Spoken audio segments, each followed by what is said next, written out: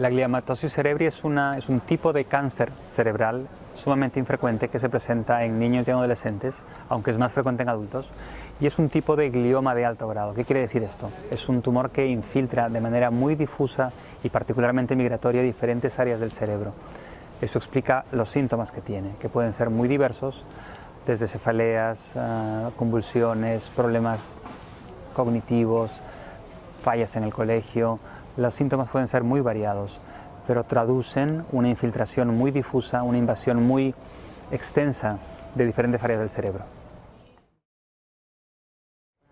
A día de hoy no existe un registro fiel de la cantidad de casos de gliomatosis cerebri que aparecen en el mundo. Han habido algunos esfuerzos en Norteamérica para intentar conocer la cantidad de casos que hay, pero hay un infradiagnóstico muy importante, no solamente porque no llegan los casos a diagnosticarse, sino porque hay otras enfermedades que se parecen a gliomatosis cerebri, al menos desde el punto de vista de la imagen, y nunca llegan a un diagnóstico correcto. Por eso es importante que los equipos sanitarios conozcan esta enfermedad, conozcan de la posibilidad de este diagnóstico, y cuando hay algunos síntomas o cuando hay algunos criterios radiológicos se vaya a la biopsia de esta lesión, o que sean referidos a centros de expertise, centros que centralicen casos como estos y se hagan las biopsias de manera adecuada para luego manejar el tejido de la manera correcta, no solamente para hacer el diagnóstico, sino también para la investigación, porque la investigación es la única manera a través de la cual conoceremos mejor estas enfermedades y tendremos mejores tratamientos. Entonces, este Congreso en Gliomatosis cerebri de niños y adolescentes ha reunido una vez más expertos, tanto médicos como de investigación de tumores cerebrales agresivos, y hemos llegado una vez más a la conclusión de que hemos de trabajar juntos. Hemos priorizado una serie de proyectos que pasan por tener un mejor registro de gliomatosis cerebri, por identificar casos alrededor del mundo con esta enfermedad, de identificar tejido que puede estar en biobancos de diferentes hospitales y centralizarlos en unidades que puedan hacer una buena caracterización molecular de este tumor. También de las muestras establecidas en centros y en líneas celulares, establecer modelos animales que puedan recapitular la enfermedad en la cual podamos estudiarlas, estudiar la enfermedad desde una única célula hasta todo el microentorno tumoral en el cual convive esta célula, para una vez más identificar cuáles son los mecanismos que hacen que este tumor sea tan invasivo y poder identificar potenciales dianas de tratamientos más específicos y eficaces. So gliomatosis cerebri investigations are in their infancy right now. I compare it to where another tumor, DIPG, was about 15 or 20 years ago. We are in the process still of collecting samples and collecting data, while at the same time trying to uncover different biology and identify targets that we can give some medicines in order to see some effect for our children. So from this Congress, I heard some new biology about neuronal activity that affects glioma growth, the development of some GC models. But what I also heard is we have a lot of work to do. We need to put our minds together and move forward. The number of samples that we have, we need to increase. And unfortunately, it seems the best way to do this at this point is by collecting autopsy specimens on these kids.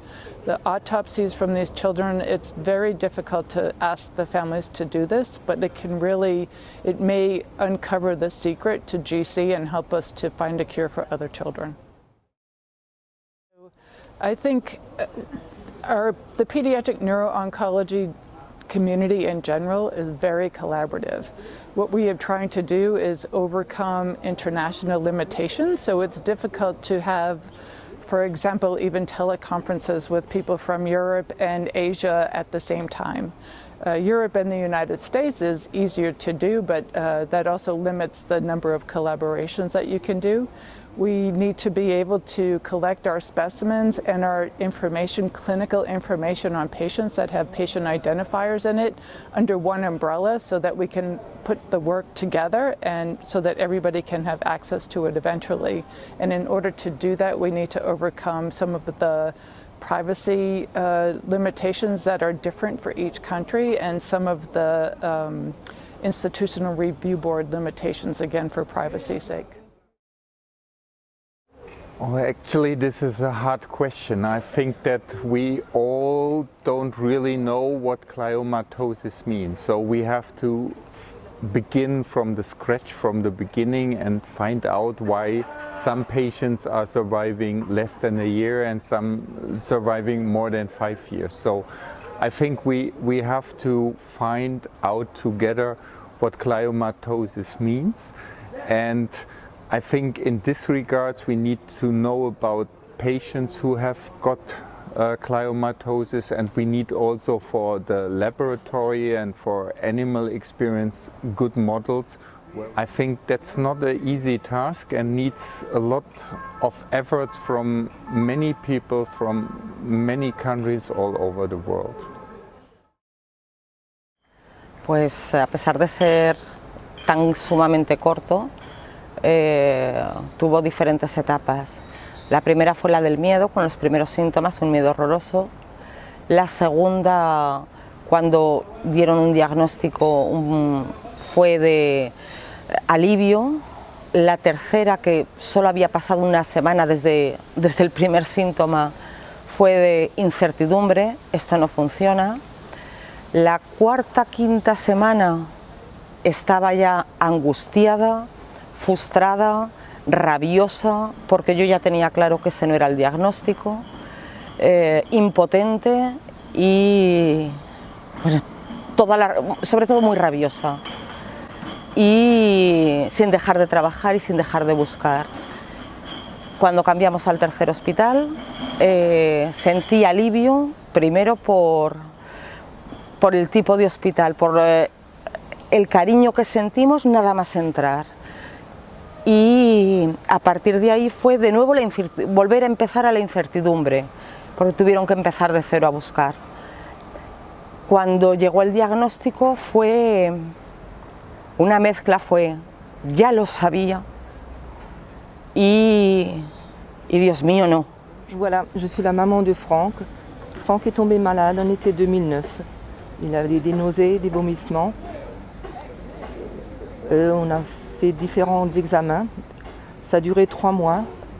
Début décembre, on a diagnostiqué une gliomatose, un cancer du cerveau rare, incurable, inopérable. Ça a été très très dur d'apprendre que vous avez un enfant malade et qu'il n'y a aucun traitement à ce jour pour guérir cette maladie. Franck est décédé le 20 décembre 2009.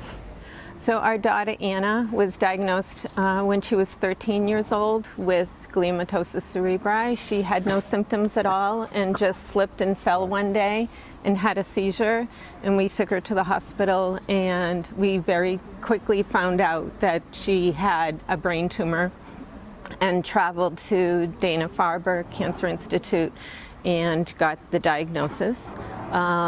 She was a very energetic and happy child who went right back to school after she had brain surgery and stayed in school as much as possible through her radiation and all of her treatments. The disease was something that gradually impacted a number of different physical challenges with her. It was harder for her to get around. She started losing her balance, and through a number of different treatments, we worked to try to find hope. She stayed as active as possible in school as much as possible. We worked to keep her connected to friends as much as possible, but it's a challenge as a child goes through that type of illness.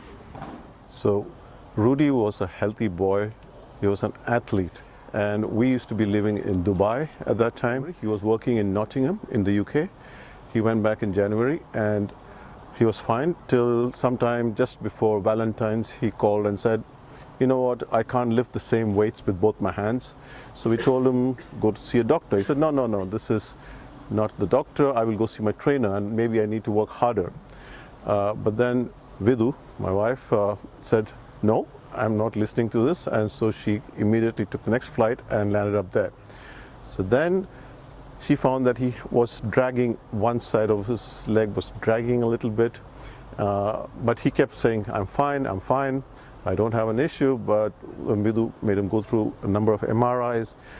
Unfortunately, in our case, the MRI came out saying, there is no brain cancer, don't worry. Okay, there is a small shadow, but there's no brain cancer. After 1 month in the hospital in Nottingham, we moved him to Queen's Park to the NN, which is the neuro hospital in London, which is one of the best hospitals in Europe. Again, no talk of any cancer. After 2 months, they finally decided that it is something which they would have to do a biopsy to find out what the problem was. And so in mid-May, they did a biopsy, and that's when they decided that this is a cancer and it's called gliomatosis cerebri, which is very, very rare. It's apparently 1 in a million cases. And at that age, hardly any cases. So he would talk, he wouldn't talk back, but he could understand everything I told him. And till about 2 weeks after the operation, he was fine. And then one day he just ripped out his bib, which we put for him to not spill his food, and then he became unconscious. And after that, on the 4th of June, just on his birthday, at the same time he was born, he passed away. Le processus, on l'a vécu, on l'a eu en pleine face en fait. C'est qu'un matin, Mathis s'est réveillé, il était paralysé du côté gauche. Donc suite à cette paralysie, on s'est rendu chez notre médecin traitant qui lui nous a envoyés aux urgences en pensant que c'était un AVC. Donc arrivé au CHU de Nantes, on est resté plusieurs jours pour arriver à un diagnostic de gliome. Okay. Et du coup, on nous a transférés à l'hôpital oncologique d'Angers, qui est spécialisé chez les enfants. Donc après le processus, ça a été le processus hospitalier, où il a fallu comprendre ce qui nous arrivait. Au niveau du traitement, donc Mathis a subi de la radiothérapie et de la chimiothérapie, donc 25 séances de radiothérapie et quelques mois de chimiothérapie, auquel à la suite de chaque traitement il y avait une IRM, mais malheureusement l'IRM restait pareil, il n'y avait pas d'évolution, mais il n'y avait pas non plus d'amélioration au niveau de la masse du cerveau en fait. Et après, tout s'est enchaîné. Ouais, ça a été très rapide. En 8 mois, nous avons perdu notre petit garçon de 5 ans. C'était un long processus parce qu'Alex a vécu 32 mois avec la maladie, ce qui est relativement rare pour cette pathologie. Donc en 32 mois, on a des prises de conscience progressives. On a le choc au début. D'abord, on a la crainte, après on a le choc une fois que le diagnostic est posé. Et ensuite, on a des paliers où on prend connaissance de ce qui arrive petit à petit. C'est comme si quelque chose, au départ notre peau est imperméable et puis petit à petit ça rentre dedans et l'idée s'est faite à l'intérieur de nous. Donc c'est vraiment cette prise de conscience qui vous pénètre et en même temps vous n'arrivez jamais vraiment à accepter l'idée que ça doit se terminer et jusqu'à la dernière semaine moi je me suis accrochée et battue contre les soins palliatifs parce que j'en voulais pas, parce que moi je pensais qu'on aurait peut-être réussi à y échapper encore une fois, comme Alexandre avait été extrêmement courageux. Et il avait toujours surpris les médecins parce qu'il réagissait toujours très très bien à la radio, à la chimio. J'espérais que cette fois-ci il aurait pu quelque part rebondir et continuer aussi long que possible. Mais c'était une gymnastique importante parce que vous êtes à l'hôpital avec la maladie puis vous êtes avec votre enfant dans la vie. Donc vous arrivez à mettre toutes les émotions d'à côté, toutes les émotions négatives et vivre par moment. Et vous savez que vous avez mal, mais vous avez la capacité de séparer les deux choses. Et ça, c'était très important après, quand il est parti. Parce que là encore, il a fallu jongler entre la vie et la mort, ses sœurs et son absence. Et donc, c'était aussi un entraînement pour moi. The process that we go through, we take day to day, basically. The way we look at it, all the statistics that I've seen, the outcomes for this disease are poor. So my son has already surpassed the average, time that people with this disease last. So we approach it as there's nothing we can do about the disease itself. Every day we have is a blessing. So what time we have, we make sure that we, maximize the quality of his life. So. A ver, pues yo lo pasé muy mal porque yo no pensaba que se iba a morir porque yo era muy pequeña y no sabía lo que era la muerte. Y cuando me lo dijeron, yo creo que me puse súper triste allí, no sé, muy mal. Y aún lo paso mal y todo, no sé. Iba a verla al hospital siempre. Yo siempre le contaba los cuentos porque, a ver, no sabía leer muy bien y con los dibujos me inventaba el cuento. Y le gustaba mucho. Y, no sé, a profesores y todo, y bailábamos juntas. Era súper buena persona, siempre me protegía y todo. Y, no sé, la quería mucho. Muy buena persona. Y muy valiente.